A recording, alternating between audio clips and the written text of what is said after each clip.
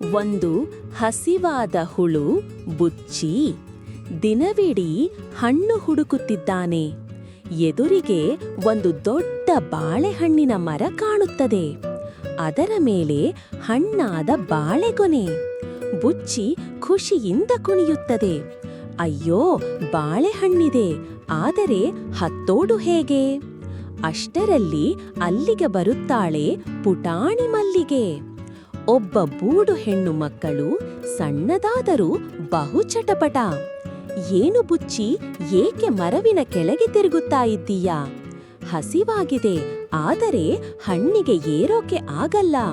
ಮಲ್ಲಿಗೆ ಗಟ್ಟಿಯಾಗಿ ನಗುತ್ತಾಳೆ. ತಲೆ ತಟ್ಟುತ್ತಾ ಹೇಳುತ್ತಾಳೆ, ಸಾಧನೆಗೆ ಗಾತ್ರ ಬೇಡ, ಬುದ್ಧಿ ಬೇಕು. ಅವಳು ಒಂದು ಚಾಕು ತರ್ತಾಳೆ. ಹಣ್ಣನ್ನು ನೀಟಿಲಿ ಕಡಿಯುತ್ತಾಳೆ. ಕೆಳಗೆ ಬಿಸಾಡುತ್ತಾಳೆ. ಬುಚ್ಚಿ ಖುಷಿಯಾಗಿ ತಿಂದುಬಿಟ್ಟು ಹಣ್ಣಿನ ಪೊರೆಗಳಲ್ಲಿ ಚಿಕ್ಕ ಸ್ಕೂಟರ್ ಕಟ್ಟುತ್ತೆ.